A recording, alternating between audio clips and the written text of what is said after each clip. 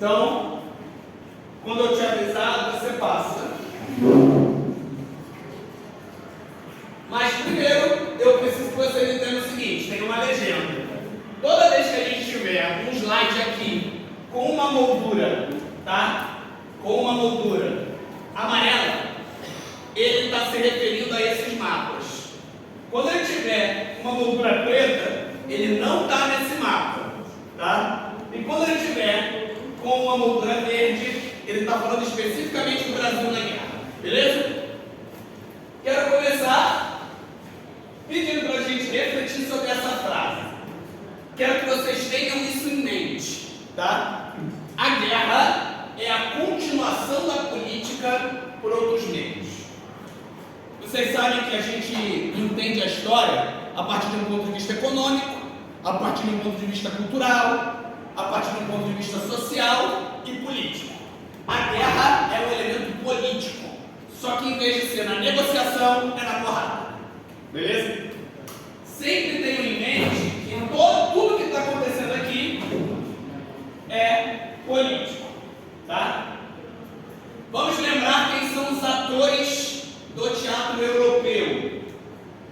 Nós temos aqui Winston Churchill, tá? Winston Churchill, ele era o primeiro-ministro da Grã-Bretanha durante a guerra, tá? Um homem beligerante, um homem combativo. Nós temos Joseph Stalin, que é o chefe do Partido Comunista Soviético, então ele é o líder político soviético, vocês podem chamar também de ditador, cabe, a verdade é essa. E você tem o presidente dos Estados Unidos, Franklin Delano Roosevelt, o mesmo que foi eleito lá no final da crise de 29. E nós temos esse moço aqui, que vocês sabem bem quem é. Fala. Porque no momento de guerra, pode. Você tem como ter eleição naquele momento? Pensa assim. A gente vai ver que é complicadinho, né? Então vamos lá. Passa o primeiro slide do mapa, por gentileza. Vou ter a pessoa com a mão ruim no mapa, né? A mão quebrada no mapa. Aqui nós temos o mapa europeu da época. Qual é a grande diferença? A gente tem aqui a Tchecoslováquia, nós temos a Polônia, a Lituânia, ele é um mapa em inglês, como vocês podem perceber, Bulgária, Romênia, e o Yugoslávia não existe mais, né? Então ele é um mapa daquela época, tá? Eu passo aqui, você passa aí, vai.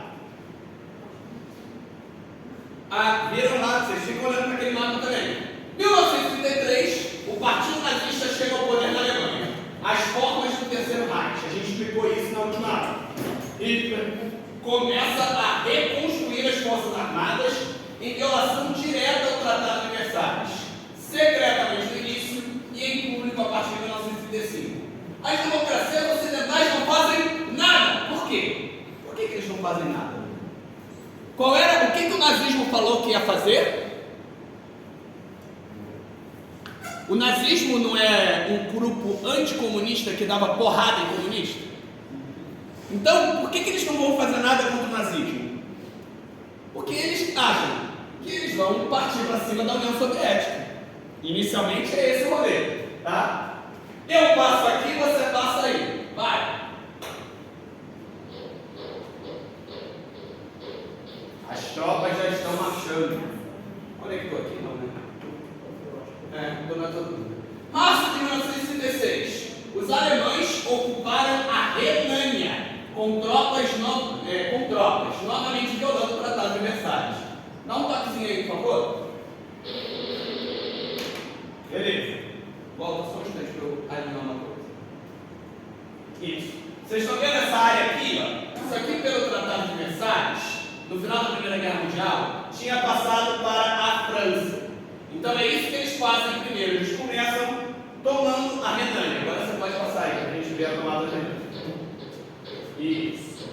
Agora, a gente passa para cá e a gente tem, pode trocar, a Áustria sendo anexada. A ideia é que a gente tivesse, que a Alemanha tinha, era de, em primeiro lugar, construir o que eles achavam que era o território deles de direito. seria a grande Alemanha, o grande império. Em segundo lugar, conseguir um espaço vital que conseguisse, que permitisse que eles construíssem aquele império. Com esse espaço vital, eles precisariam de comida, de petróleo, de gás, carvão. Então eles vão fazer muitas ações a partir disso. Eu toco aqui, você toca aí. Ficou estranho isso. Setembro de 1938, Acordo de Munique. A Grã-Bretanha e a França concordam com as exigências de libertar o povo alemão oprimido que vivia na República Tcheca. Então essa área aqui, ó, essa área aqui é uma região que era chamada de Sudetos da República Tcheca, tá? Então eram guetos que tinham pessoas que falavam alemão. E a França e a Inglaterra autorizaram que Hitler atacasse. Ou seja, Hitler tinha autorização dessas potências no início. Porque a ideia é, deixa o cachorro correndo que ele vai morder Stalin e não a gente. Inicialmente, eles acreditavam piamente nisso. Até que... dá outro toquezinho aí. Eles tomam toda a Tchecoslováquia em 1939. Primeiro eles tinham pego só aqueles dedos, depois eles avançam inteiro. Aí as potências aliadas já começam a ficar em alerta. Aí você já começa a ter pessoas dentro da França e da Inglaterra pensando, ó, vai dar merda, vai acontecer alguma coisa. É quando, surpreendendo boa parte do mundo, a gente vai ter algumas mudanças. Em abril de 39, pode tocar, a Alemanha vai invadir a Albânia. A Alemanha não, a Itália vai invadir a Albânia, beleza? E anexar ela. E em 1º de setembro, isso está em prova, 1º de setembro de 1939, a Alemanha vai invadir a Polônia com 2 grupos de exército, enquanto a União Soviética vai invadir o outro lado. Secretamente, por debaixo dos panos, a Alemanha e a União Soviética criam um pacto de não agressão. Esse pacto ele é mediado pelos ministros internacionais, eu esqueci o nome, relações internacionais dos 2 partidos. Um cara alemão chamado Ribbentrop e um cara soviético chamado Molotov. Não à toa existe um coquetel com esse nome, que vocês não devem fazer, ou devem. Lá, isso, tomou, dividiu, metade soviético, metade polonês. O pacto Ribbentrop-Molotov foi uma estratégia alemã. A Alemanha queria enfiar a porrada na União Soviética, mas ela sabia que não ia dar. Em segundo lugar, a Primeira Guerra Mundial, o que ferrou a Alemanha foi ela ter aberto 2 frentes de batalha. Ela tinha que lutar com o Ocidente e com o Oriente, e ela não tinha condições disso. Então o que elas fazem? Primeiro elas fecham um pacto de não agressão. O negócio é o seguinte, eu não vou bater em você, tá? E você não bate em mim até o final da guerra, beleza? Tudo tranquilo? Você está de acordo? Beleza, aí agora eu posso chegar aqui e enfiar a porrada em todo mundo. Mas aí eles fazem acordo, só um lugar é a União Soviética, o maior país do planeta. Olha o que a gente fez, e isso vai ser importante daqui a pouco, de fronteira da União Soviética. É o planeta todo. É a Europa, é de um ponto ao outro da Europa. Para você invadir isso não é algo fácil.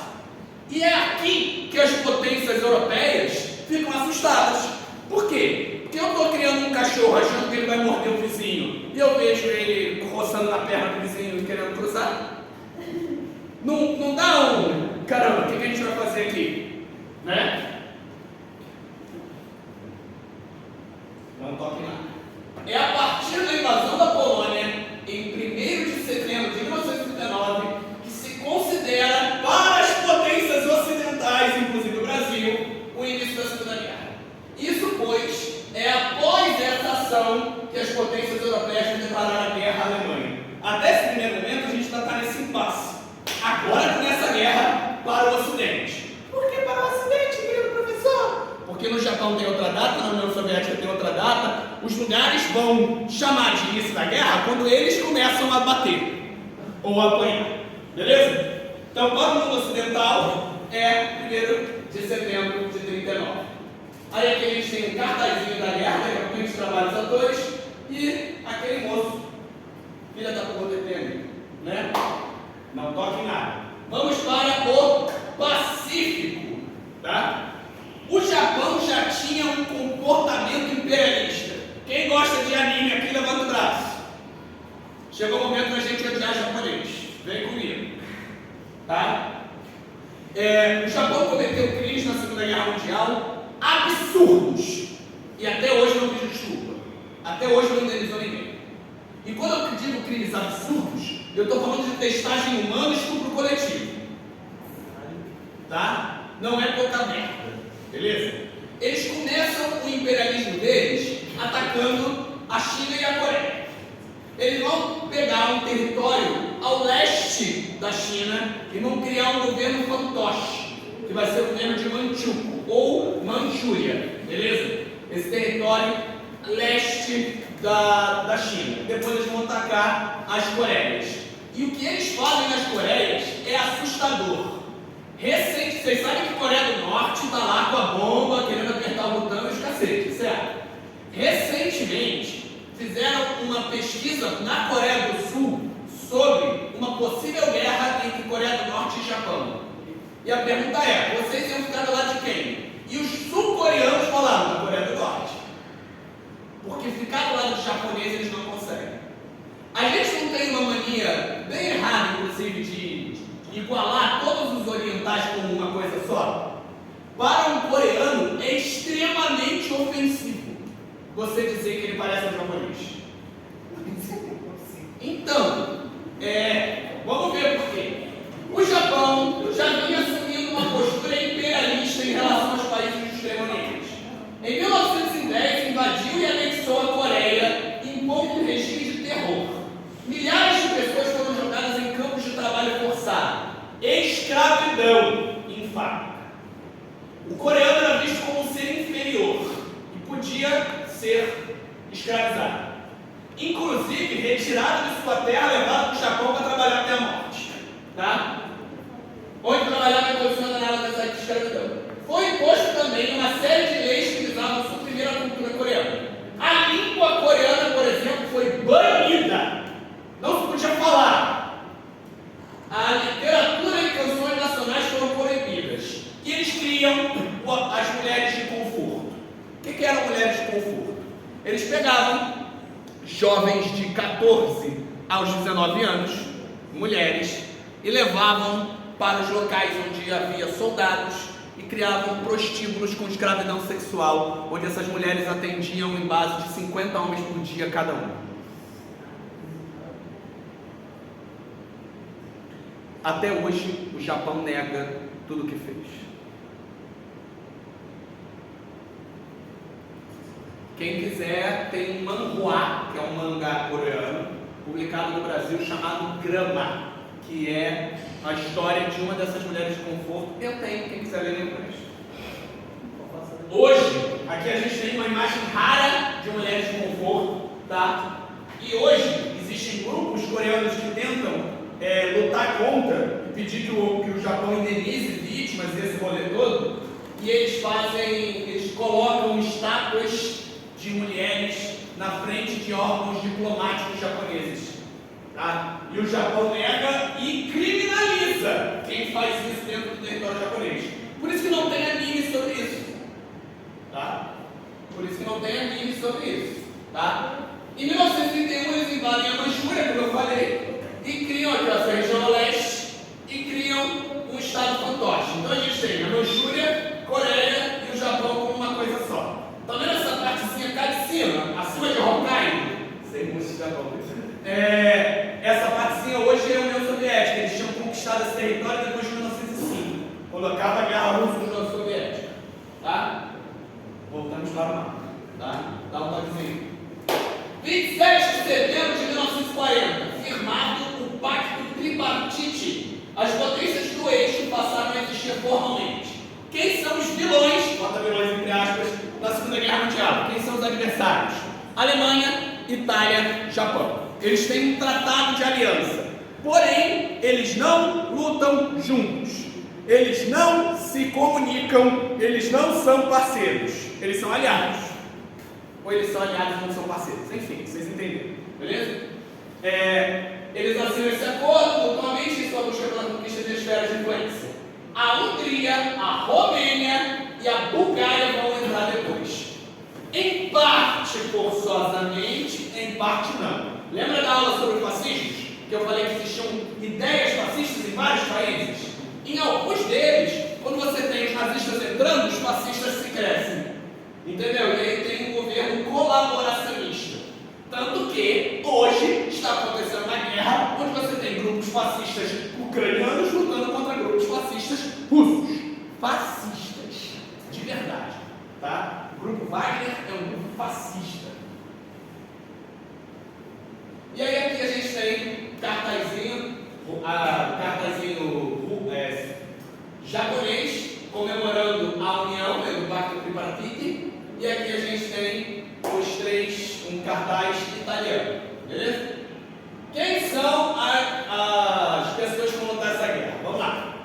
Toda prova provas de concurso de Enem, essas coisas assim, sobre guerra, geralmente perguntam quem participa. Quem participa dessa guerra? Potências do eixo: Itália, Alemanha, Japão. Co-beligerantes, então parceirinhos: Romênia, Bulgária e Hungria. Do lado aliado, a gente tem os 4 grandes aliados. Aqui, nesse momento que a gente está falando, ainda não está formado, tá? Mas durante a guerra vai ser formada a aliança dos 4 grandes: Inglaterra, Estados Unidos, União Soviética e aquela na bandeira da ocasião da China. Estamos numa China bem pré-comunista, beleza? E aí a gente vai ter os países ocupados. Ainda vai acontecer: França, Polônia, Iugoslávia, Grécia, Holanda, Bélgica, Noruega, Tchecoslováquia e Luxemburgo. E a gente vai ter os países que vão entrar no decorrer da guerra: Índia, Canadá, Austrália, Nova Zelândia, África do Sul, Nepal, Etiópia, Brasil, Filipinas, Mongólia, México e Cuba.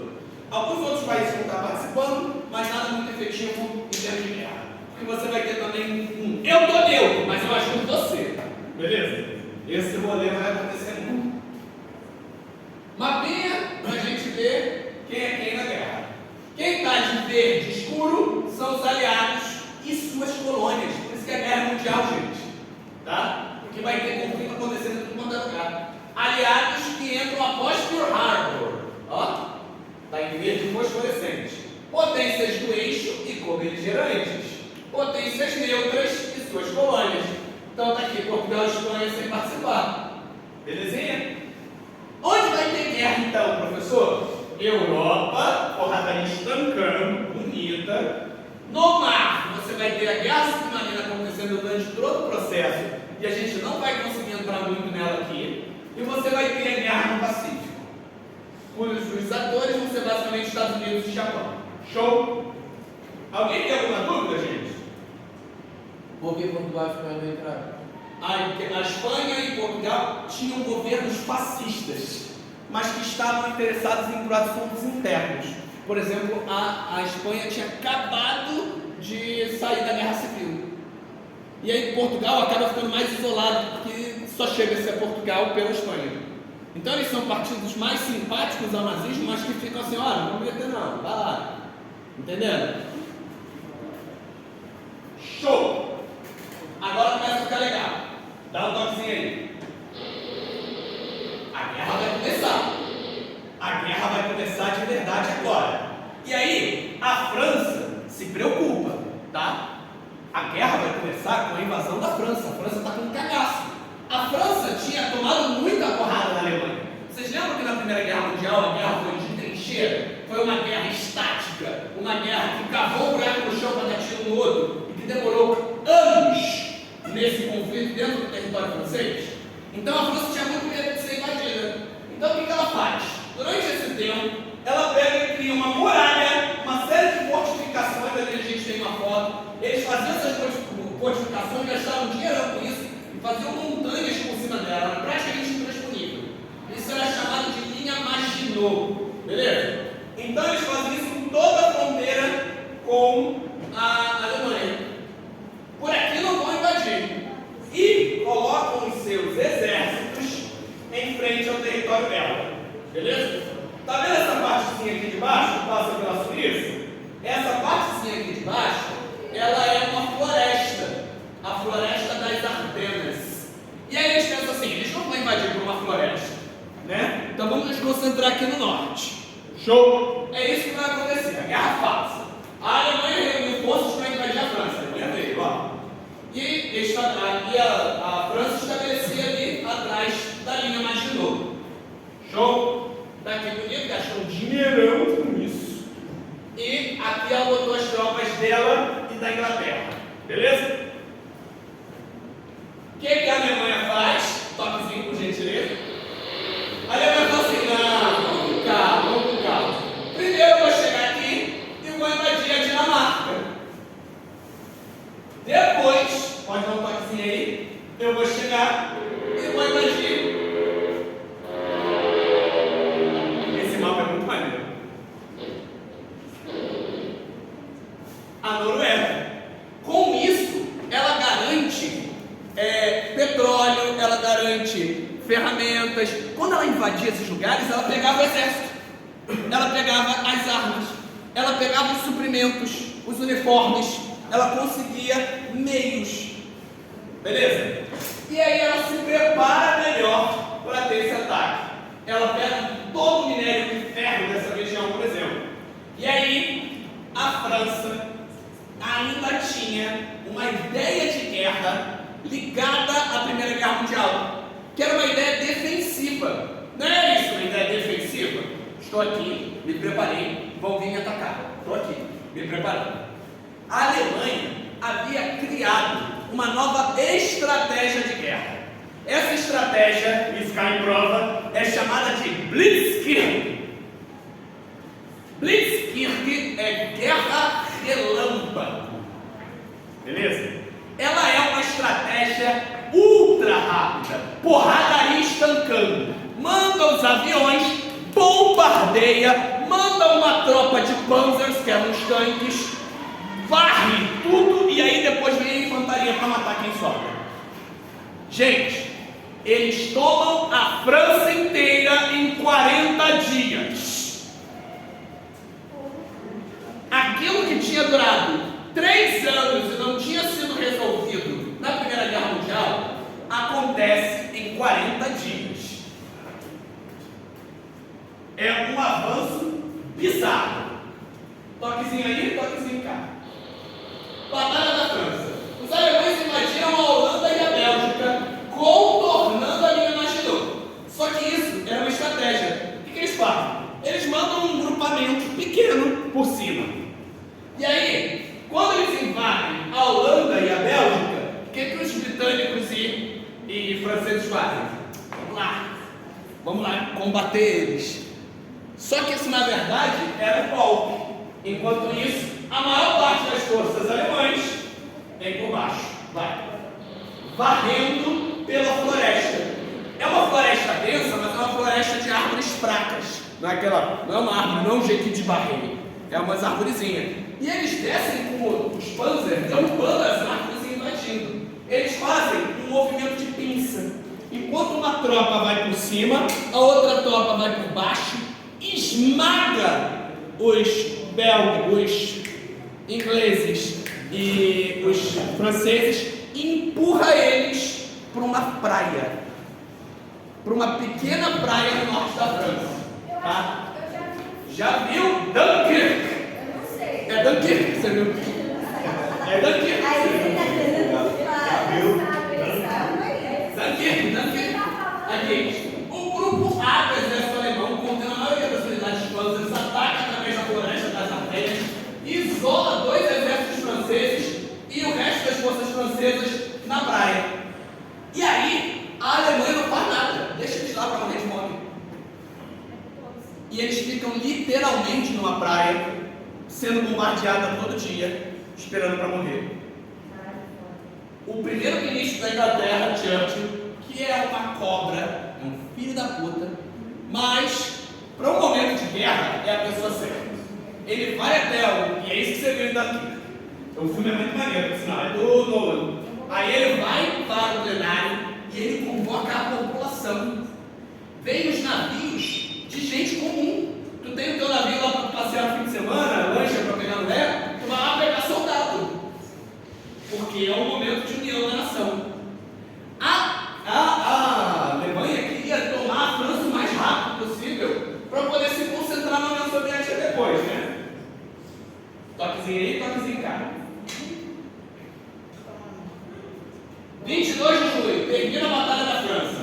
Após o desastre nos Países Baixos, o exército francês torna-se quase totalmente ineficaz e os alemães atacam facilmente pelo norte e leste da França. A França se rende e a França de Vichy é estabelecida. Governo colaboracionista no sul. Você vai ter uma França de verdade, só que com um governo que colabora com Hitler. E a gente chama na historiografia de França de Vichy. A França de Vichy vai inclusive caçar judeu, tá? Vocês lembram do iníciozinho de Bastardos e Glórias? França de Vichy, tá? Para quem viu ou não viu, veja, é bem legal. Então você tem a França aqui toda tomada, inclusive Paris. E o que você faz quando você vai a Paris? Torre Eiffel, lá está o toquezinho em frente dele. Olha aqui. Não é isso não, quem tinha que ter dado o toque aí. Vamos para Paris. Eu adoro essa foto. Eu adoro essa foto. Eu acho muito tipo assim, Hitler chegou em Paris, foi para a Torre Eiffel. Tirou a foto. Ele tá meio galozinho, tá assim. Ele tá fazendo pose. Na Torre Eiffel. É bem assim. Tomei, tudo é meu. Tudo é meu. Beleza. Tomei a França. Agora eu preciso fazer o quê? Humilhar a Inglaterra. É fácil invadir a Inglaterra? Não, ninguém invadiu. Ninguém invadiu na história. Napoleão não invadiu a Inglaterra. Então o que você precisa fazer? Primeiro você precisa esmagar a Inglaterra. Aí agora você pode dar um toquezinho aí. Batalha da Grã-Bretanha. Os alemães começam a bombardear a Grã-Bretanha. Beleza? A Grã-Bretanha usava uma coisa que os alemães não sabiam usar, que era radar. E aí, elas tinham noção de por onde a Luftwaffe vinha, por onde vinham esses aviões. A Batalha da Grã-Bretanha é uma batalha aérea, tá? Avião contra avião. E aí, ela é uma batalha decidida muito no detalhe. E esse detalhe tem a ver com cenoura. Vocês já ouviram, por acaso, alguém falar, pelo menos para mim falar, come cenoura, faz bem para a vista? Vocês já ouviram? Então, os britânicos, eles tinham os melhores radares e conseguiam saber quando estavam vindo e conseguiam interceptar eles. Só que eles não queriam, a guerra também se ganha no espionagem, eles não queriam declarar para os alemães que tinham essas vantagens. Então eles começam a criar uma fake news do bem, e eles falam que o número de assentos britânico está ligado à dieta de cenoura. E é aí que cria-se esse mito. Não existe nenhuma comprovação científica de que cenoura faz bem para a vista, porém se estabelece a partir desse momento de que os nossos soldados eles acertam mais porque eles comem cenoura. Vocês já têm essa história para contar para a mãe quando vocês não quiserem comer cenoura, tá? Mas é bonzão, mas é. Então, a Batalha da Grã-Bretanha vai tentativa alemã de ter superioridade aérea frente à invadir a Grã-Bretanha. A ideia é, vou acabar com a Grã-Bretanha, vou bombardear a Grã-Bretanha até ela assinar uma rendição. Só que a Grã-Bretanha não faz isso. Ela suporta. E ela suporta de verdade, tá? E não foi fácil, não foi simples. Ela aguenta. Inclusive com bombardeio da população civil. Você tem várias fotos na internet do povo entrando e dormindo em subway, metrô, para se proteger das bombas.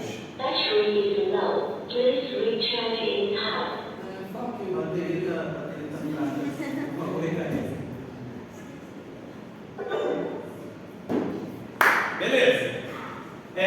Tem um ditado, que vocês vão ver ele se construir, que a guerra é vencida com as três potências dando. A Inglaterra deu o seu tempo, vocês vão ver que a Inglaterra é a única que fica do início ao fim. Os Estados Unidos deram o seu dinheiro e a União Soviética deu o seu sangue. É esse o ditado da guerra. Então a Batalha da Grã-Bretanha não é vencida pela Alemanha. E aí a gente vai ter outros rolês acontecendo. Não é para tocar, preto. Setembro de 1940 a novembro de 1942, estamos falando de 2 anos. Campanha no norte da África. Uma série de batalhas de gangorra, ou seja, um vence outro ganha. Entre as forças alemãs e italianas contra britânicas no Egito. Então não está aparecendo no nosso mapa, então não está ali. Africa Corps. É muito engraçadinha a roupinha que eles tinham um uniforme de bermudinho. Né? Eu acho que esse uniforme é muito bonitinho. Pode tocar aí que agora é definitivo. A Inglaterra faz uma tentativa de manter a Grécia para si. Que horas são? São exatamente 9h45. Ainda tem 15 minutos. Outubro de 1940. A Itália tentou invadir a Grécia, mas falhou miseravelmente. Na verdade, eles perderam metade da Albânia e os britânicos enviaram forças para defender. Dá um toquezinho aí, eu vou ver um toquezinho aqui. Abril de 1941. A Alemanha vai ao auxílio da Itália invadindo a Grécia e, consequentemente, a Iugoslávia, quando o governo iugoslavo foi derrubado, cancelando seu acordo anterior para permitir que os alemães passassem por seu comando. Então, agora a gente tem a Itália dominando a Albânia, só, e você tem já a Grécia que vai para pegando toda a Grécia, aqui a Alemanha e a Iugoslávia. Tá? Iugoslávia, vocês sabem quem é hoje? Croácia, todos aqueles países eslavos do sul. Inclusive, Iugoslávia significa Eslávia do Sul. Beleza? E os britânicos se isolam em Creta. Creta, a ilha grega. Pode dar um toquezinho aí? Eu dou um toquezinho aqui para tirar britânicos da Europa. 20 de abril de 1941, a Alemanha captura Creta com um ataque quase puramente aerotransportado. Eles sofreram perdas tão grandes que nunca mais conduziram um grande ataque aéreo. Fechou. Você não tem mais potência aliada na Europa. Você tem o governo colaboracionista ao sul. Você tem a Grã-Bretanha totalmente fora da Europa continental. Esse é o momento áureo de Hitler. Hitler agora está animado. E Hitler agora pode fazer o quê? Aquilo que ele sempre quis. Agora que eu acabei com as potências, dei um susto na Inglaterra, eu posso invadir a União Soviética. E aí começa a maior operação de invasão da história da humanidade. A Operação Barbarossa. 22 de junho a dezembro de 41. Repara o que eles estão fazendo lá.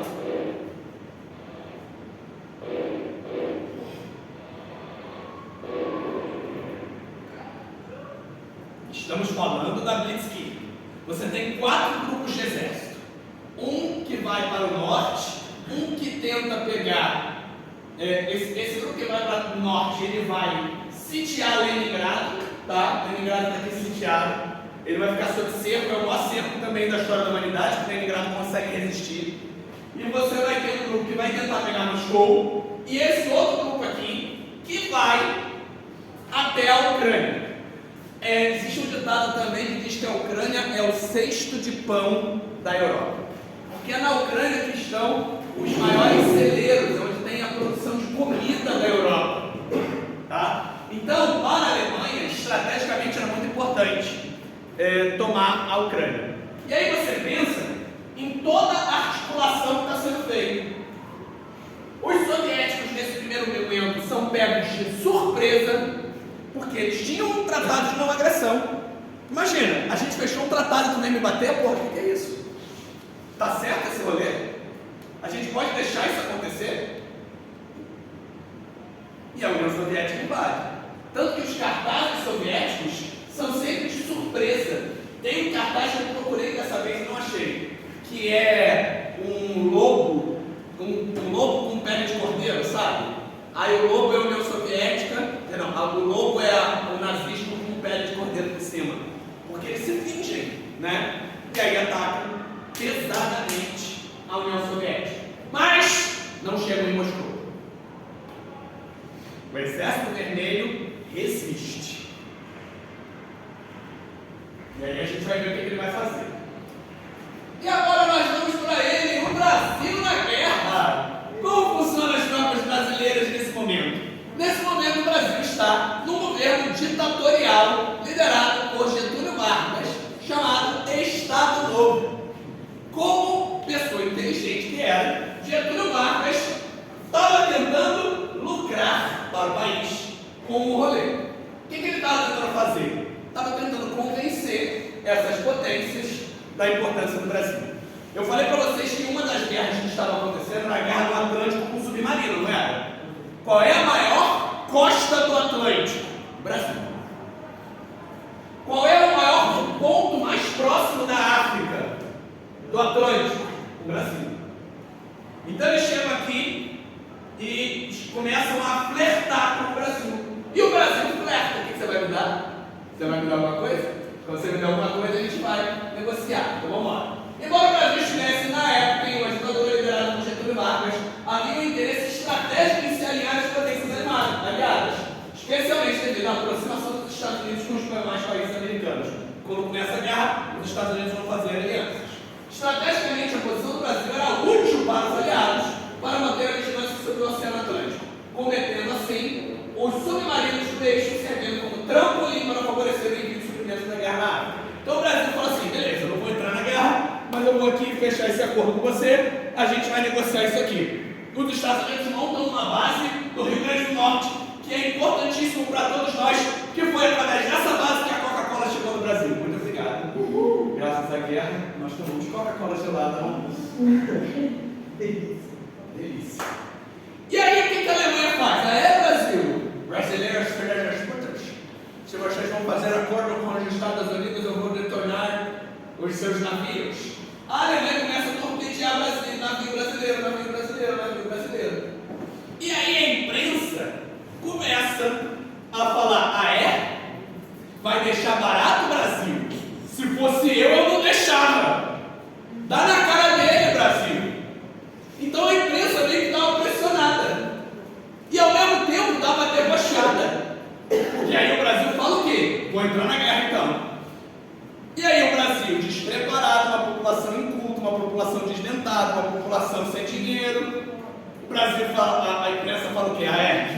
Brasil, você não vai entrar na guerra, você só vai entrar na guerra no dia que uma cobra fumar.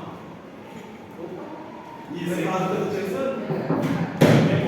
em fevereiro de 1942, submarinos alemães e italianos iniciaram o torpedeamento de embarcações brasileiras no Oceano Atlântico em represália à aliança do Brasil com os aliados. Tais ataques causaram a morte de mais de 1.000 pessoas e levaram a uma pressão pública para a entrada do Brasil no conflito, do qual até então se mantinha neutro ao lado das forças aliadas. Assim, em 31 de agosto de 1942, o Brasil declara guerra às potências do eixo e inicia a sua articulação junto ao governo dos Estados Unidos para treinamento de uma tropa de apoio para a participação efetiva da guerra. Órgãos da imprensa e outras pessoas pessimistas partindo da ideia de que o exército brasileiro era ultrapassado e mal treinado. E era mal treinado mesmo, porque quem treinou o Brasil foi a França. Né? Aí eles falam que só é mais fácil uma cobra fumada que o Brasil entrar na guerra. Agora o Brasil vai começar a treinar, beleza? O Brasil está treinando para entrar na guerra. Com quem? Com os americanos. Então o Brasil vai treinar com os americanos e nós vamos para o Teatro do Pacífico. Que horas são? 52? Eu termino o Pearl Harbor e vocês almoçam, beleza? Atores do Teatro do Pacífico. Vocês sabem quem é esse moço? O imperador do Japão, Hirohito. Beleza? Hirohito, o único líder da Segunda Guerra Mundial que continua no poder quando acaba a guerra. Tá? Hirohito, tá? Que assume o poder adolescentezinho quando o pai morre. Ele era jovenzinho. Quem comanda de fato é o Hideyoshi, que é o líder militar supremo do Japão. Gente, até esse momento o Japão não tinha apanhado de ninguém. O Japão era tipo assim, aqui de tiro, mas valente. Em determinado momento, Gengis Khan tinha varrido a Europa, né? Aí o sobrinho do Gengis Khan falou assim, vou invadir o Japão. Aí teve um maremoto, teve um rolê no mar, não conseguiu. Aí a União Soviética foi brigar, a Rússia ainda, o Império Russo foi brigar com o Japão foi lá e deu porrada. O Japão não tinha ganhado ninguém. Então tinha uma ideia de que o imperador japonês era invencível, de que sua palavra era sagrada, de que ele era um deus na terra. Existia um messianismo ligado a ele. O japonês tinha adaptado o Bushido para a doutrina militar. A ideia samurai de vitória. Então você vai ter grande parte dos almirantes, dos generais, influenciados por uma ideia samurai de morte pela honra. Embora, como eu deixo claro no meu artigo publicado recentemente, o soldado base, como qualquer soldado, quer voltar para casa para casar com a esposa. Beleza? Mas a galera tinha essa ideologia, tá? Qual é a estratégia do Japão? A estratégia do Japão é se colocar como potência na Ásia, dominando as ilhas do Pacífico. Beleza? Essas ilhas que existiam aqui. 7 a 8 de dezembro de 1941, o Japão invadiu a Tailândia. Ele já tinha Coreia e Manchúria, né? Ele invade a Tailândia, atacou possessões britânicas na Malásia, Singapura, Hong Kong, além de bases militares americanas. E aí os Estados Unidos e as potências europeias criam um bloqueio econômico contra o Japão. Japão, tu tá indo lá da Alemanha que a gente está brigando, tu tá tomando potência, coisas nossas, não vai poder mais negociar, não vai poder mais fazer acordo econômico, tá travado. Aí o japonês decide atacar os Estados Unidos. E quando eu falo isso parece meio doido, né? Porque, tipo, vocês pensam nos Estados Unidos hoje, aí vocês pensam, cara, o que o Japão estava imaginando? A ideia do Japão era chegar lá, a gente está falando de uma guerra náutica, chegar onde estão guardados os navios os navios americanos, explodir tudo e continuar dominando. Quando acabar essa dominação aqui, a gente já está forte o suficiente para poder combater, eles não vão ter como combater a gente. Então vamos fazer um ataque surpresa. Embora esse ataque surpresa fosse de conhecimento dos Estados Unidos. Existia dentro dos Estados Unidos a ideia de que se o Japão atacar, vai atacar errado. Mas ainda assim eles não esperavam. E o Japão ataca a base militar americana em Pearl Harbor. Então, em um esforço para desencorajar o militarismo japonês, as potências ocidentais, incluindo os Estados Unidos, a Austrália, o Reino Unido e o governo holandês do exílio, impuseram um grande embargo comercial aos japoneses, parando de vender petróleo, minério de ferro, aço, negando acesso a materiais essenciais para a continuação da guerra na China e na China francesa. O objetivo principal do Japão durante as ofensivas iniciais do conflito era tomar os recursos econômicos das ilhas orientais holandesas e na Malásia, que proporcionavam aos japoneses a capacidade de escapar dos efeitos do embargo econômico. O plano dos japoneses era lutar num conflito limitado, onde o país tornaria uma série de objetivos-chave e então estabeleceria um perímetro defensivo para derrotar os contra-ataques aliados, levando a um eventual acordo de paz. Então eles queriam chegar lá e dar uma porrada bem forte. Sabe, imagina que tem um cara muito forte na sala. Aí tem um baixinho. Aí você acha que aquele baixinho nunca vai desafiar você. Aí ele chega, cola um soco no meio da tua cara, escorre o sangue, e aí você fica, caralho. Você fica meio assustado, não fica? Era isso que o baixinho queria. Entendeu? É aquela estratégia. Quando você chega na cadeia, você procura a pessoa mais forte e bate nela. Nem sempre dá certo. Falta 2 minutos, vai dar tempo. Aí eles atacam Pearl Harbor. Beleza? Pearl Harbor era a base militar japonesa. Em 7 de dezembro de 1941, o dia para entrar na infâmia, os japoneses realizaram uma operação ao ataque a uma base militar de Pearl Harbor em Honolulu, Havaí. Foi um ataque sem declaração de guerra prévia, sem avisar, tá? Que acabou levando os Estados Unidos a entrarem no conflito tanto no teatro ocidental quanto no teatro oriental. E aí os Estados Unidos falaram,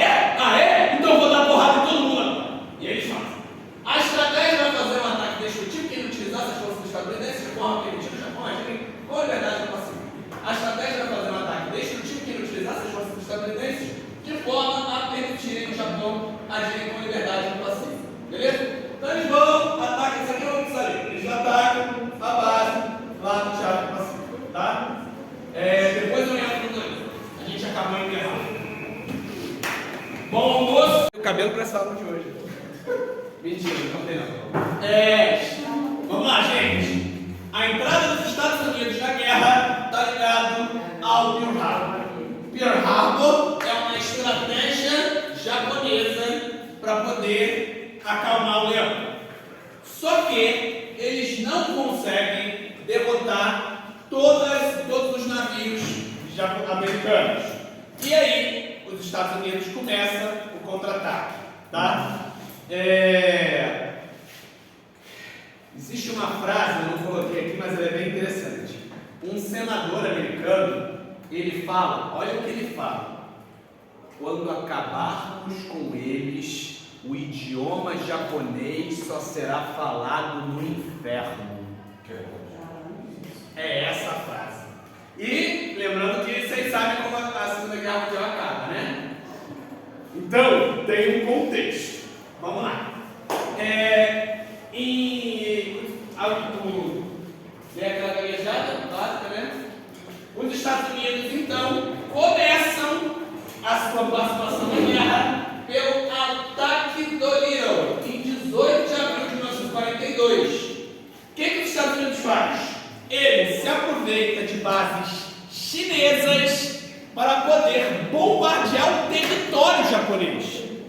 Então eles vão dar um ataque preeminente nos Estados Unidos do Japão, que vai inaugurar, de fato, a Guerra no Pacífico.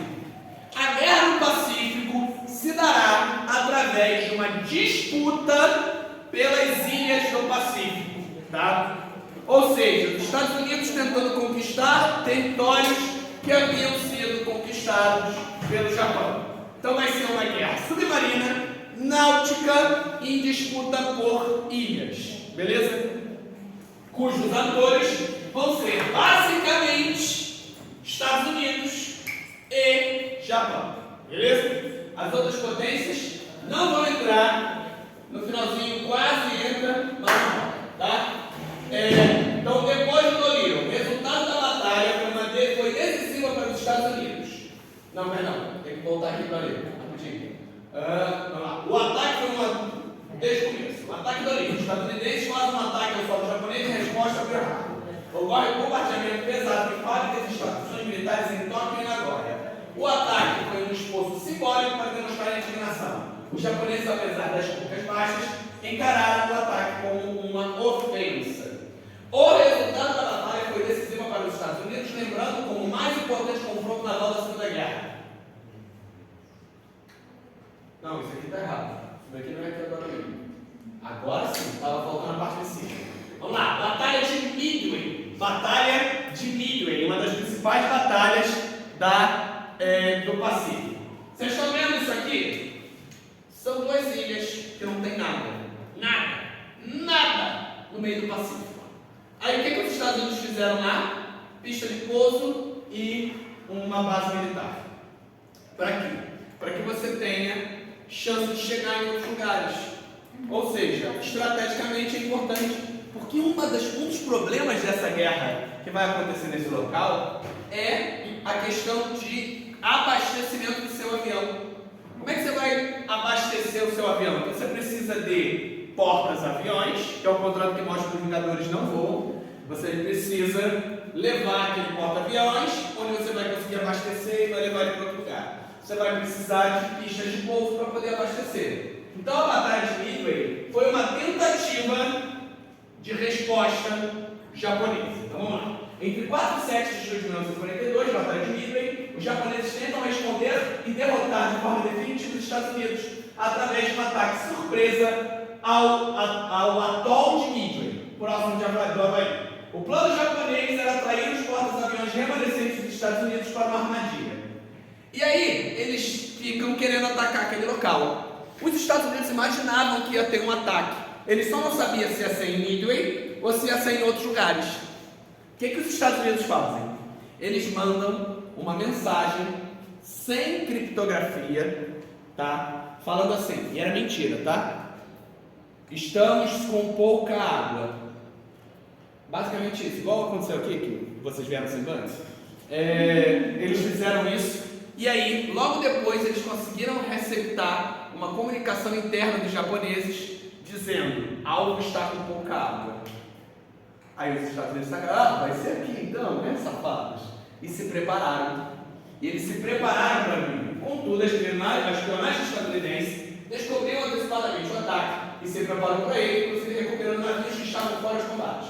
O resultado da batalha foi decisivo para os Estados Unidos, lembrado como o mais importante confronto naval da Segunda Guerra, marcando o ponto de virada no conflito e causando aos japoneses apenas 4 portas-aviões e 2 cruzados de sua frota, além de 200 homens, enfraquecendo permanentemente suas capacidades de combater no mar e no ar, eles retirando a iniciativa militar pelo resto da guerra. Então, a partir de Midway, não é mais o Japão que ataca, é os Estados Unidos que ataca o Japão.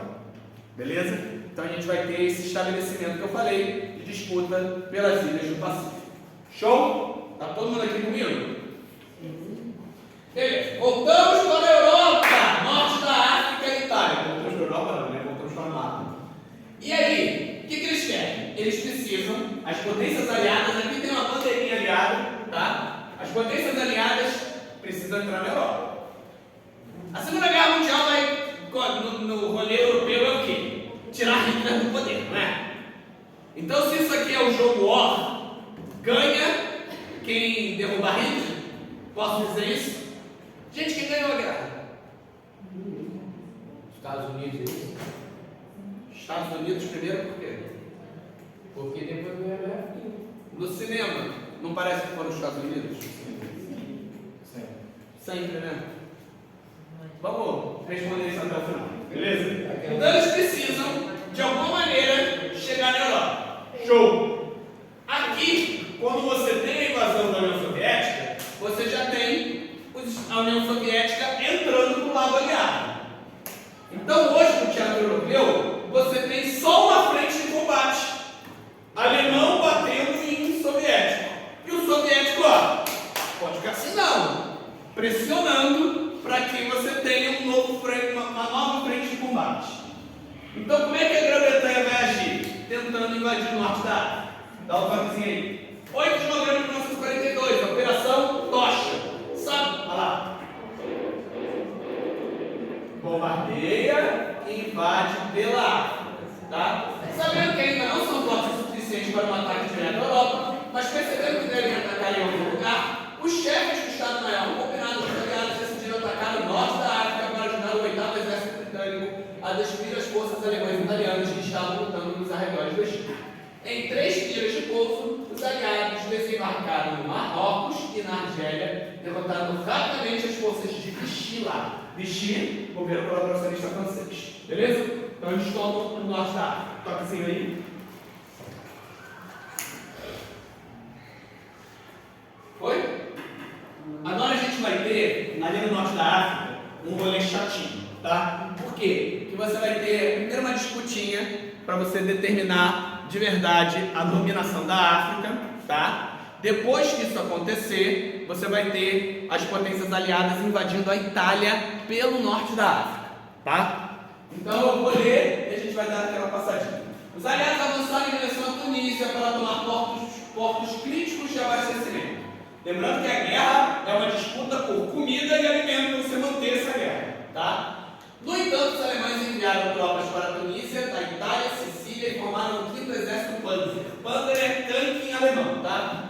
Os alemães interromperam com sucesso o avanço dos aliados pouco antes do seu objetivo. O primeiro exército britânico foi agora forçado a ir para a defesa e esperar que os suprimentos e reforços chegassem em suas longas linhas de abastecimento, bem como esperar um clima melhor.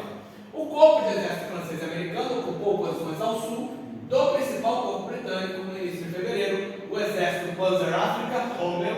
Rommel é o marechal alemão que comandava e que criou parte da estratégia do Blitzkrieg, né? Chegou à Tunísia após ser expulso do Egito pelo 8º Exército. Rommel propôs que os exércitos alemães combinassem ataques e atacassem o flanco direito e o flanco lado, tá? para tentar cortar o exército britânico. De suas linhas de abastecimento. Vou dar aquela passadinha para a gente acabar a África logo. Batalha do Passo Kasserine, pode tocar. Essa batalha foi uma derrota tática para os americanos, mas uma falha operacional para os alemães que não conseguiram acompanhar seu sucesso inicial. O 8º Exército finalmente chegou com força e os 2 exércitos alemães se renderam em maio de 1943. Com os aliados ainda desesperados por invadir a Europa, foi tomada na Conferência de Casablanca a decisão de atacar a Sicília. Você sabe o que é Sicília? Como identificar a Itália no mapa da Europa? É uma bota. É uma bota chutando uma bola. Sicília é a bota. Então, ó, a Sicília está aqui. A Itália é o continente, a bota, a Sicília e aqui, ó, esses 2 ladinhos, essas 2 ilhas aqui, que é a Sardenha e Córcega. Beleza? Então você tem isso como Itália.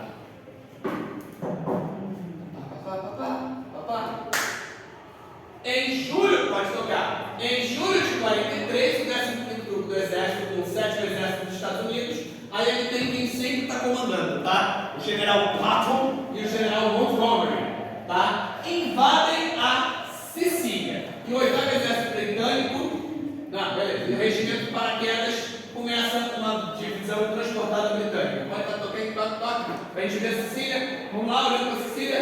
Toca de novo, isso aqui é briguinha besta. Ó, acabou? Sicília. Começou a ficar bom, lembro de novo.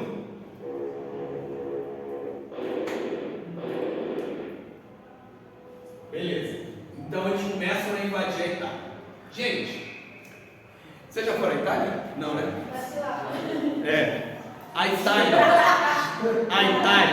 tem um relevo acidentado. A Itália, ela não é plana, ela é cheia de montanhas, tá? Então, não é fácil invadir a Itália. Vocês viram Star Wars? Sim. Vocês sabem como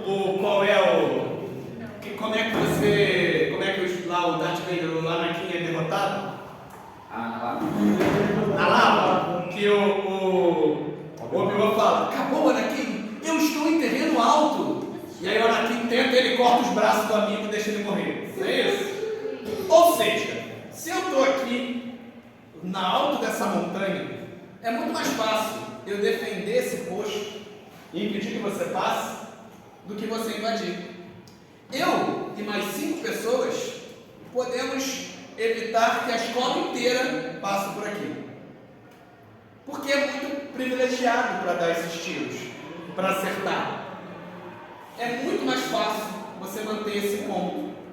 Então a invasão da Itália é uma invasão difícil pra caramba, porque é uma invasão de disputas por um terreno extremamente acidentado.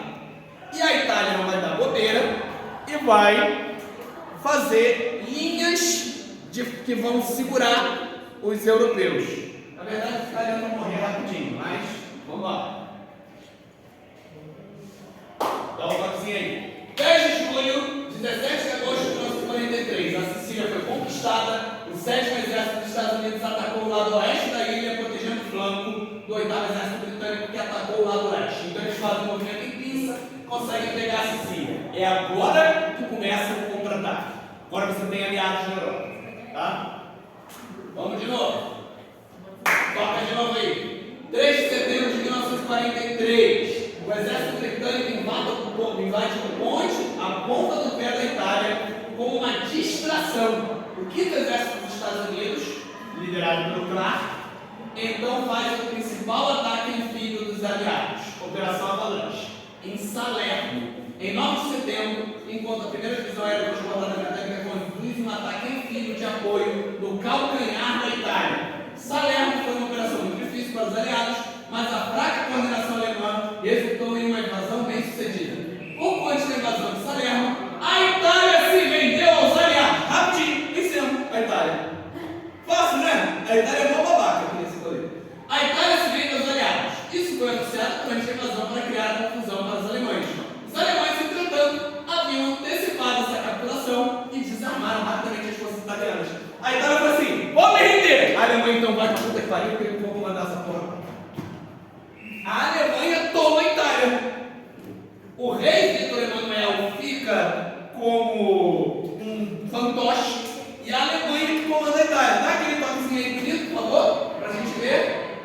Itália agora é nazista também.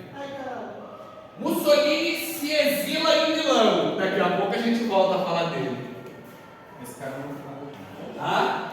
Ele pegou na palavra. 16 de setembro. Movimento para a linha Gustav. A linha Gustav era onde ficava a maior arma da Segunda Guerra Mundial. O maior canhão da Segunda Guerra Mundial tinha o meu nome. Meu Deus! Eu gostei dessa homenagem. Você é bem-vindo. Olha o tamanho do meu canhão.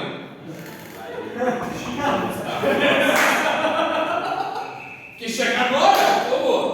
Olha, gente, olha o tamanho dessa porra. Ele é enorme.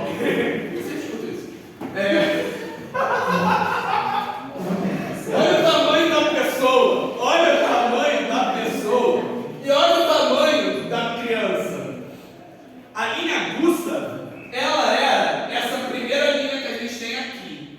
Tá? Vocês estão vendo? Uma linhazinha bem tênue aqui. Ela vai segurar o avanço aliado por algum tempo. Tá? Beleza? A linha Gustav está lá e esse troço tinha que ser levado a linha de ferro para frente de combate. Esse canhão gigantesco. Julho a novembro de 43, depois de duas ofensivas alemãs fracassadas, Stalingrado segura e Kursk. Os alemães perdem as primeiras batalhas em solo de dominação delas. Esta ofensiva correu ao longo da maior parte da frente oriental e atingiu o rio Tigre. Olha pra cá agora, gente. Aqui a gente vai começar a ver o exército soviético varrendo o nazista. Morrendo muito no processo, mas varrendo o nazista. Toca pra gente poder ver essa delícia que é o avanço. A reação soviética começa. Nota, nesse momento, os aliados tinham vencido italianos e estavam presos numa armadilha alemã. E os soviéticos varrendo o chão com o nazista, que é o que a gente tem que fazer. Beleza? E aí você começa a ter as conferências. O que são as conferências? Esses líderes estão o tempo inteiro se reunindo para decidir o que fazer. Eu falei, os aliados eles lutam juntos. Os aliados eles estão em acordo. E aqui a gente tem a loucura que é o maior líder soviético sentadinho do lado do maior líder capitalista dos Estados Unidos. Do lado desse bulldog velho, que é o Churchill, tá? Eu queria ser uma mosquinha para ver esses conflitos. Que dizem que o Stalin ele ficava agulhando o Churchill agulhando o Stalin. Eles ficavam brigando. Fora que o Stalin tem um bigode de respeito. Eu respeito o bigode. É um escroto, é um filho da puta, mas eu respeito o bigode de respeito. Né? Vamos lá. Primeira conferência, Teherã. Teherã fica onde? Teherã fica onde, Vinícius? Chegou perto. Irã. Resoluções. Consenso sobre a abertura de uma frente única com a Alemanha nazista. Ou seja, os soviéticos começam a pressionar eles. Não dá para ficar só nas minhas costas, não. Vocês têm que começar a invadir de verdade a Europa. E aí se começa a pensar na Operação Overlord. Vocês já ouviram esse nome? Vocês sabem um momento da Operação Overlord, que vocês conhecem como o dia D. Beleza? É a Operação Overlord. E ela começa aqui, invasão da Europa. 24 de dezembro de 1943. Montgomery é nomeado 21º comandante do exército. Tá? Montgomery, então ele vai cá, pode dar aquele toquezinho.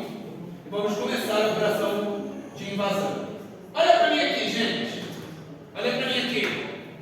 Qual o ponto mais óbvio de se invadir a Europa pelo norte? Seria o Cabo, não vou lembrar agora o nome. Esse pontinho aqui, estão vendo esse pontinho? Que é o local mais próximo entre Grã-Bretanha e França, tá? Esse pontinho aqui era o lugar mais óbvio. Mas você tinha aqui do lado uma praia chamada Normandia. invadir pela Normandia. Só que eles precisavam que os nazistas não estivessem todos ali, esperando esse combate. Então eles começam um fenômeno de contra-espionagem. E esse contra-espionagem é muito maneiro, porque eles chegam, gente, a fazer tanque de guerra inflável. E a posicionar eles de maneira que os nazistas passassem com os seus aviões e falassem: eles realmente vão invadir por ali. Vou manter as minhas forças nesse lugar. Eles rolam essa ludibriação, né? Beleza. Aí você começa os preparativos para Overlord, dá aquele toquezinho. A 8ª Força Aérea iniciou operações limitadas na Inglaterra no ano 1942, que agora estão aqui na Força Aérea na Itália, e com o comando de bombardeiros britânicos conduziam ataques noturnos contra a moral alemã. Então eles começam a bombardear áreas nazistas com os seus aviões, para dar aquela maciada, né? Vamos dar aquela amaciada. E aqui eu tenho um belo cartaz alemão, tá? Onde diz ler: o inimigo vê sua luz, apague-a. Eles começam a bombardear civil. Aí a gente tem uma cidadezinha alemã depois de um ataque. Achei que ficou bonito. É bonito. Vocês já viram 1917? Tem aquela cidade pegando fogo? É mais ou menos isso aqui, beleza? Então, eles atacavam de noite. Esse era o rolê gostoso que existia na época. Era fácil de dormir, parece Rio de Janeiro. Toca aí, por favor. Em 22 de janeiro. Às vezes até eu fico confuso. Em 22 de janeiro de 1954, após ataques continuamente mal cedidos ao Monte Cassino e ao resto da linha Constantino na Itália de novo, o 15º AG tentou quebrar o impasse conduzindo outro grande voo subterrâneo, anfíbio, no campo de Anzio. Embora o voo tenha sido praticamente sem oposição, o comandante do corpo do exército dos Estados Unidos, o general Lucas não conseguiu avançar. Que pena. Simultaneamente, no impulso do 5º Exército dos Estados Unidos para ascender ao 5º Corpo de Exército, falhou novamente em quebrar a linha Gustav. Não é fácil quebrar a linha Gustav, os Gustavs ficam sempre de pé. 16 a 19 de fevereiro de 1944, os alemães contra-atacam a cabeça de praia dos Estados Unidos e quase empurram de volta para o mar, mas falharam. Anzio agora se transformou em cerco até maio. Toca de novo para a gente acabar essa porcaria da Itália, que ninguém quer saber da Itália mesmo. Olha lá, lutinha pelo terreno acidentado. Dá um toquezinho de novo aí. E a gente vai para bombardeiros.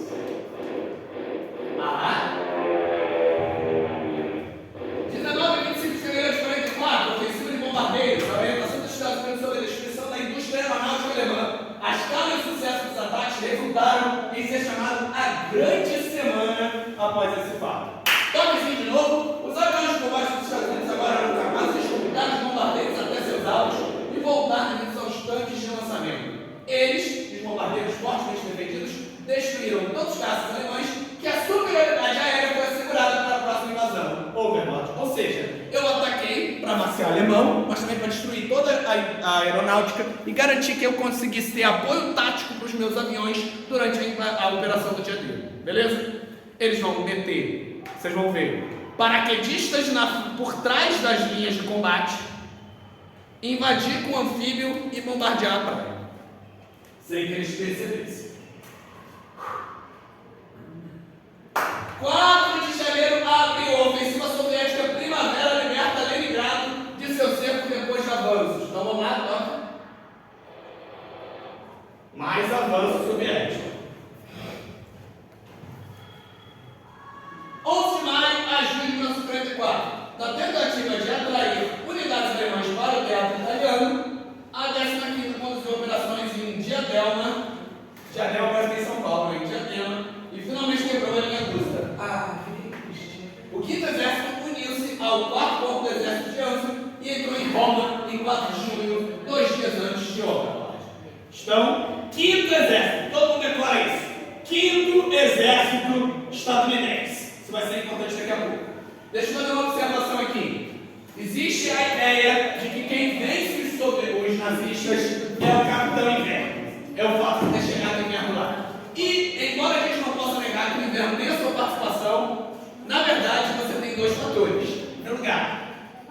a qualidade tática do Exército Vermelho soviético. Em segundo lugar, o tamanho dessa linha de frente, que torna quase impossível você dar munição e alimentação e roupa de qualidade para toda essa galera. Tá? Isso vai favorecer realmente os soviéticos. Para essa guerra, o Brasil vai participar da Segunda Guerra Mundial. O que vocês acham? Vocês acham que o Brasil passou vergonha? Gostaria de dizer para vocês que esse será o único momento da vida de vocês que eu vou falar bem de militar no mapa.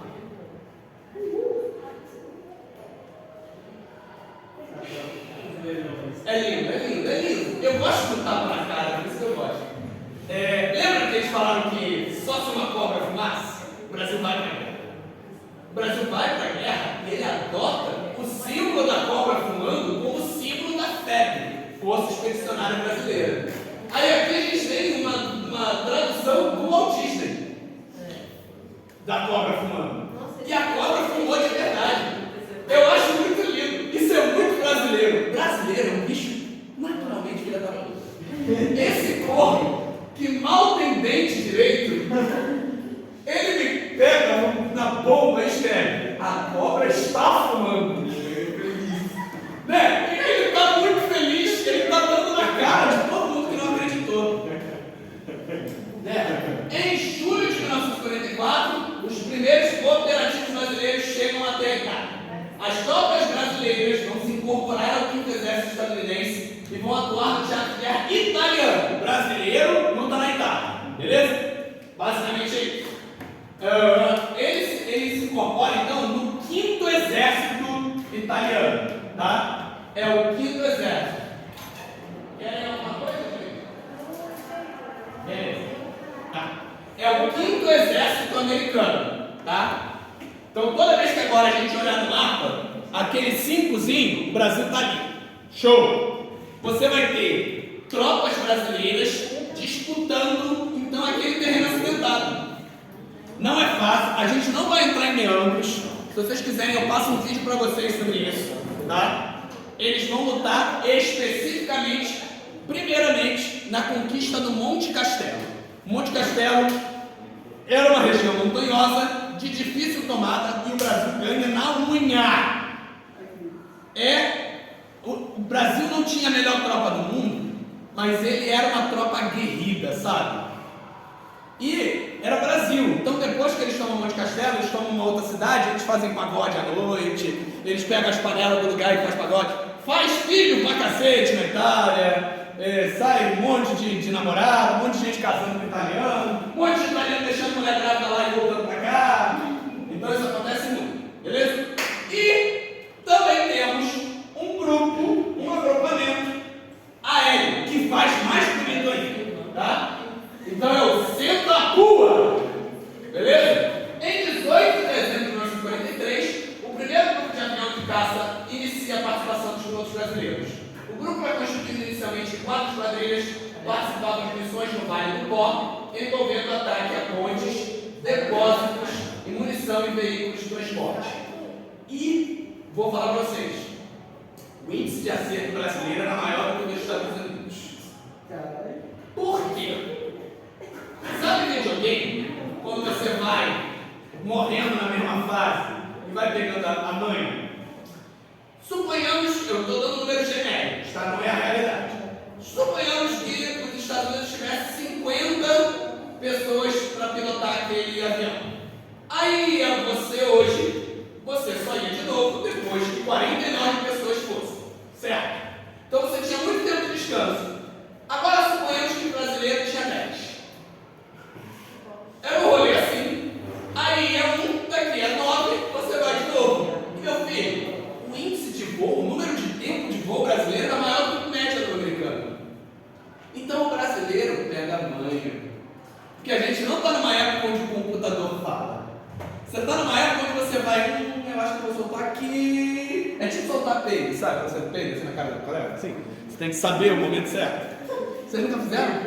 Não. Todo homem já fez. Todo menino já fez. Para de palhaçada. Verdade. Mentira ou verdade, Breno? É que suponhamos que aqui, ó, avião aqui, eu tenho que tacar uma bomba lá nele, aqui, eu sei que se eu apertar aqui vai cair direitinho. O brasileiro pega a manha, então ele consegue um índice de acerto muito grande e manda muito bem na posição aérea. Então é essa a participação do Brasil, não vou entrar em detalhes, é uma participação digna, bonito, faz bonito, não passa vergonha, não me envergonhou, isso é importante. Então vamos lá, brasileiros tomando o Monte Castelo, a galera feliz, contente, fazendo pagode. Beleza, voltando para a guerra, que é o que importa. Que horas são? 2h57. Eu fico até os 10? Sim. Ai, só vai dar para ir até o Overlord. 6 de junho de 1944, Operação Overlord. 3 divisões aerotransportadas, a 82ª, a 101ª e a 6ª britânica desembarcam na Normandia nas primeiras horas para proteger os flancos dos locais que sempre enviam o filho, do desembarque do filho. Então o que ele faz? Primeiro dá aquele toquezinho aí, primeiro ele vai jogar paraquedista, eu quero pegar essa praia. Não, você passa, isso aí é o Brasil, passa. Então a gente chega aqui. Isso é tudo bomba ou paraquedista? Isso é tudo paraquedista. Tudo paraquedista, aqui eles aqui. Joga eles atrás das linhas inimigas. Todas essas fotos eu peguei de batalha, tá? E ela tá certinha na batalha. Beleza? Eu passei 3 semanas montando essa aula. Cara, já era essa guerra foi bem policiada, bem noticiada. Tá? Toquezinho de novo pra gente ver. Finalmente, o dia D, nós vamos fazer a operação e o desembarque da Normandia. Eles conseguem tomar uma cabeça de praia. É um exército, eles dividem a praia, e aí vai um grupo britânico, um grupo canadense. O Canadá lutou muito na guerra lá. Um grupo canadense, um grupo estadunidense. Tá? Então, ó, Operação Overlord, 6 de junho de 1944, dia D. O 21º desembarcou na Normandia em 5 cabeças de ponte: Utah, Omaha, Gold, Juno e Sworn.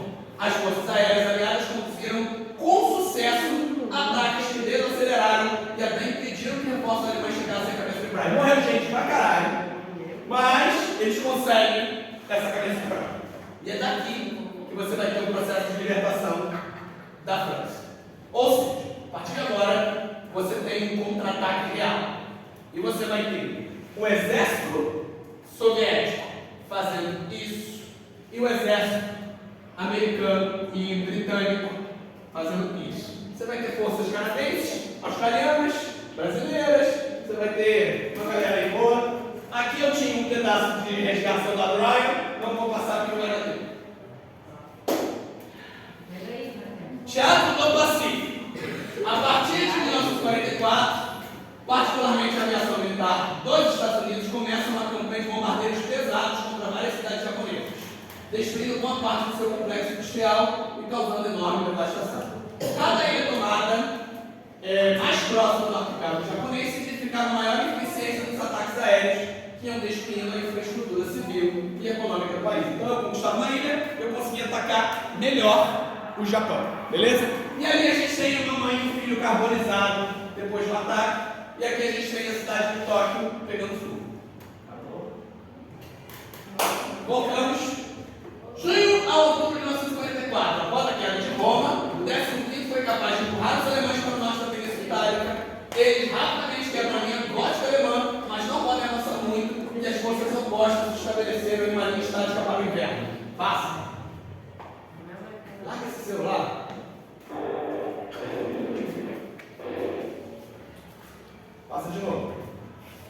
Vamos conquistar a Itália toda. Aí, essa partezinha aqui é o Vale do Pó, tá, gente? Esse nortezinho da Itália. Beleza? Para onde a gente vai agora? 25 de julho, toca. Em 1944, Operação Cobra, após imenso acúmulo de forças e além dos relacionamentos para a chegada, o 8º e 9º Forças Aéreas dos Estados Unidos conduzem um bombardeio, uma missão concentrada em bombardeio tapete, que ajuda o ataque do primeiro exército dos Estados Unidos através de muito difícil zona rural de blocagem. Então a gente vai começar a conquista da França. Toquezinho de novo. 1º de agosto de 1944, a gente tem o ataque da França. E eu vou começar a acelerar, porque senão não vai dar tempo. Passa de novo, eles vão libertar Paris. Olha lá, chegaram a libertar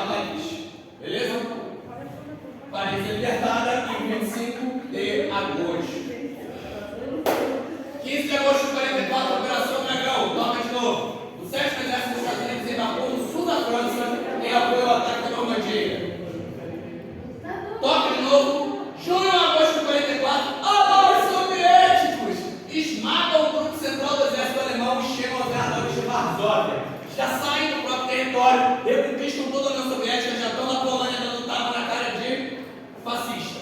Aqui, gente, quem chega em Auschwitz primeiro são os soviéticos.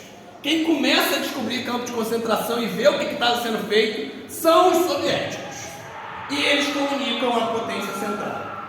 Então é aqui que os Estados Unidos e a Inglaterra percebem que a merda era pior do que parecia. Aí é que você começa a ver o que estava acontecendo, tá? Lembrando que Auschwitz, por exemplo, é da Polônia, tá? Toca. 25 de agosto de setembro, Eisenhower, que depois vira presidente dos Estados Unidos, assume o controle direto da batalha terrestre de Montgomery. 21º e 12º forças. Os exércitos atacam ao longo da frente ampla em direção ao Rio Reno. Então, ó, repara que a França já está toda tomada. Agora a gente está na disputa para ver quem chega primeiro e mata Hitler. Eu quero matar Hitler. É esse que é o objetivo da guerra, não é? Olha o que esse cara fez. Pensa em tudo isso. Toque de novo. Operação Market Garden. 21º, cruza rapidamente os rios e canais da Holanda. Toca de novo. 17 de setembro, também na Market Garden. 101, o exército do 2º e 1ª Divisão Aeroportuária Britânica são lançados para capturar uma série de pontes localizadas em Arnhem, as linhas de frente britânicas. Vamos destruir pontes. 17 de setembro de 44, Operação Market Garden. Ataques aos corpos britânicos, ao 30º Corpo Britânico, para se conectar e vai continuar derrotando ele. Vamos lá, agosto a dezembro, ofensiva soviética. Bata aí frente dos soviéticos. Porrada! Eles limpam os Balcãs todos. Vem varrendo e matando o alemão. A população de Bucareste cumprimentando o exército vermelho. É por isso, gente, que você tem o leste europeu sendo todo do lado soviético na Guerra Fria.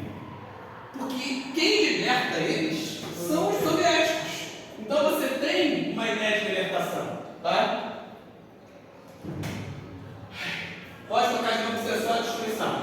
Olha lá, eles entrar em território alemão do lado aliado vai ser muito difícil, tá? Aqui você tinha uma fortificação muito grande da Alemanha para poder entrar em território alemão. Já o soviético, chega onde você vai, eu vou varrendo. Vou varrendo. Ofensiva das Ardenhas. Olha lá, de novo, não ganha muita coisa. Exército já lutando na coisa. Batalha de Bulge, pode tocar. A Alemanha atacou e criou um Bulge na linha aérea. Os alemães estão dando porrada na cara de americano nesse momento. Aí pode tocar de novo. Tudo disputando ali a entrada na Alemanha. Beleza? Foi. 26 de dezembro a 7 de fevereiro, batalha de Bulge continua, toquinho. Mais uma agora para a gente ver os soviéticos avançando pelo Rio Order. Vai. Já foi?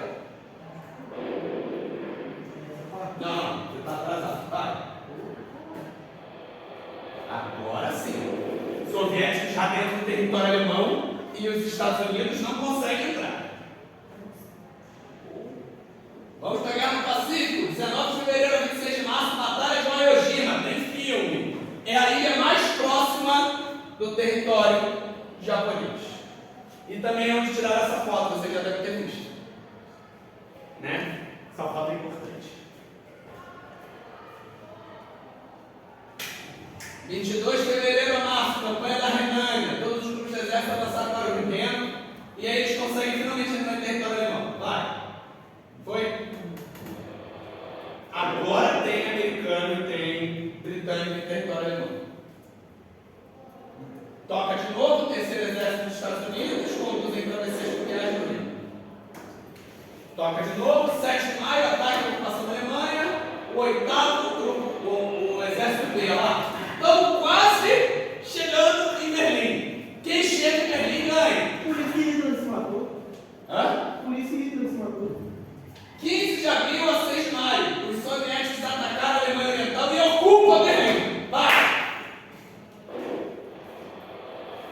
os soviéticos são os primeiros a chegarem em Berlim, e a gente tem o dia da vitória. Ali é o hashtag. Lembra na aula passada que ele incendeia o hashtag para a bola contra os comunistas? Essa foto ela é tirada de cima do hashtag, ou seja, o primeiro a entrar em Berlim é ele. Então vamos agora ver as mortes. Estados Unidos, como é que vai ficar a separação da Alemanha, né? Por isso que eu estou aqui com a minha blusa, para quem não sabe, essa é a blusa da Alemanha Oriental. Tá? Não, pode passar, é só para ver a quedinha lá. Olha lá, a divisãozinha, vai, de novo. Estados Unidos, Britânia, vai. Isso aqui é a Alsácia-Lorena, fica de novo com a França, soviético, e aí você tem a divisão. Berlim também é dividido. Vamos à rendição.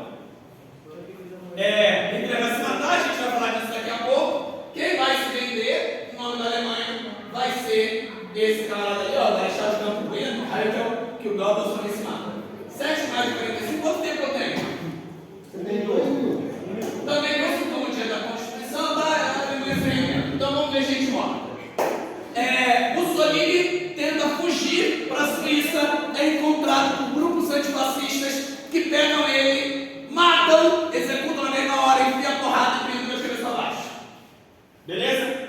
Quem tem visão sensível não é bom ver os slides agora, tá? Aí a gente tem cabecinha esmagada de Mussolini, mas é a maneira que eu melhor posso mostrar um fascista para vocês. Como Mussolini tinha passado por essa humilhação pública, certo? Hitler decide se matar. A ideia do suicídio está ligada a isso. Não foi o horário? Não. Hitler, não, ele se mata. Ele se mata. Não, ele se mata. Existe toda uma teoria da conspiração de que Hitler teria fugido. Não, ele se mata. A gente tem a arcada dentária. Os soviéticos encontram a arcada dentária dele. Por quê? Vou te mostrar o que acontece com Goebbels e você vai imaginar o que acontece com o corpo de Hitler. Tá? Goebbels, que era o ministro da propaganda, o homem mais forte do governo, ele tinha essa bela família que ele mata todos eles. Ele tinha tudo isso de filhos, chama o dentista dele, anestesia as crianças e mata e dá uma injeção de cianureto para todas elas. Tá? Depois, ele e a esposa vão para o jardim, também se suicidam, provavelmente com veneno, e se solicita que o corpo seja carbonizado. Por que ele mata as crianças? Para não ser humilhado publicamente. O que ia acontecer com a filha de Goebbels? Gente, muitos líderes soviéticos, muitos líderes nazistas vão ser julgados no decorrer da guerra, tá? São julgamentos de Nuremberg, né? E aí você tem a conferência definitiva de paz, que aí a gente continua na próxima aula, que era o que eu queria, só para a gente ver bomba nuclear, beleza?